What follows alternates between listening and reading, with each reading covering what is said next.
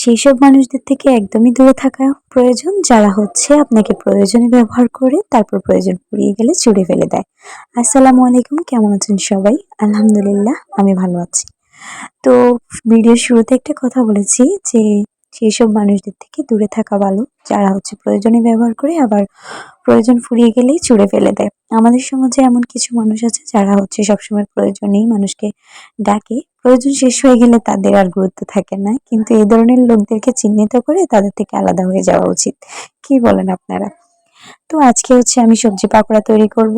আমি কিন্তু গ্রামে থাকি, কিন্তু গ্রামে থাকলেও আমার আশেপাশের পরিবেশটা কিন্তু তেমন একটা গ্রামীণ না, বা আমার আশেপাশে তেমন একটা সবজি নেই বা কোনো শাকসবজির বাগানও নেই।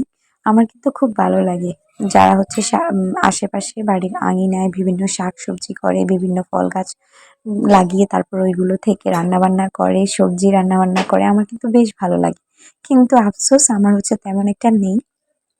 তো আজকে হচ্ছে আমি সবজি পাকোড়া তৈরি করব, সেজন্য হচ্ছে কিছু পুঁই শাক আছিল, তো ওইগুলা থেকে কয়েকটা পাতা ছিঁড়ে নিয়েছি আর মরিচ কয়টা গাছ থেকে নিয়ে নিয়েছি। আলু নিলাম, রসুন, পেঁয়াজ, তারপর হচ্ছে ঘরে কুমড়ো ছিল, সেখান থেকে এক পিস কুমড়ো নিয়ে নিলাম। এইগুলো দিয়েই হচ্ছে আজকে আমি সবজি পাকোড়াটা তৈরি করব। তো সবজি পাকোড়া কিন্তু অনেক রকম ভাবেই আপনারা তৈরি করেন, এক একজনের তৈরি করার নিয়মটা এক এক রকম। তো আমি হচ্ছে যেভাবে তৈরি করি আপনাদের সাথে সেই ভিডিওটাই শেয়ার করতেছি আর কি। তো ভালো লাগলে অবশ্যই দেখবেন, ভালো না লাগলে অবশ্যই স্কিপ করে যাবেন। বেশ কিছুদিন ধরে ভিডিও না দেওয়ার কারণে আমার ভিডিওর ভিউজ একেবারে কমে গেছে। আমি প্রায় ২-৩ মাস পরে কিন্তু ভিডিওতে অ্যাক্টিভ হয়েছি পেজে। তো ভিডিও দিচ্ছি আজকে কয়েকদিন ধরেই, টানা একটা দুটো করে দিতে দিতে আসি আর কি, দেখি কি হয়। হঠাৎ করেই মনটা ভেঙে গিয়েছিল, কারণ বারবার দেশের পরিস্থিতিটা এক একবার এক এক রকম হয়েছিল। প্রথমে হচ্ছে কোটা আন্দোলনের কারণে কয়েকদিন নেট অফ করে দিয়েছিল, এরপর হচ্ছে আবার বন্যা। তো বন্যার কারণে কিন্তু আবার আমার হচ্ছে মোবাইলে চার্জ ছিল না।